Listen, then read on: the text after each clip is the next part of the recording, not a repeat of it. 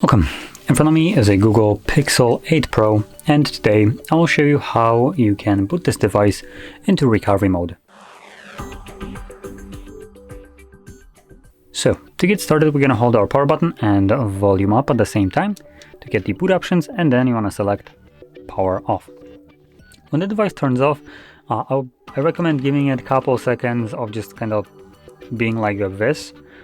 And after like 5 to 10 seconds, you want to hold your power button and volume down, I believe. Yep, volume down at the same time.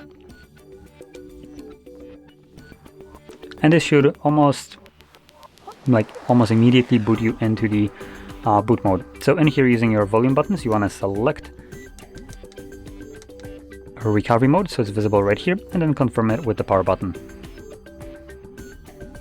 Now, next thing you're going to see is Android with no command, so hold the power button and press volume up once, and this will then take you to the recovery mode. And just like before, in here you will need to use volume buttons to navigate either up or down, and power button will also be used to confirm whatever is selected. And quickly going over the options that we have access to, we have Reboot System now, which is a means of leaving recovery mode and going back to Android. We have Reboot to Bootloader, which will take us back to the first page we have seen after turning off the device. Below that we have Fast Boot Mode, which this one is dedicated Fast Boot Mode.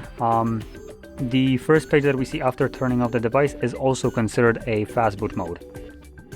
Now below that we have Apply Updates from ADB or SD card, Wipe Data, Mount System, View Logs, Run Tests, and Power Off. So there we go, those are all the options. I'm gonna stick with the first one, confirm it, and this will now, like I mentioned before, take me back to Android. And there we go. So, if you found this very helpful, don't forget to hit like, subscribe, and thanks for watching.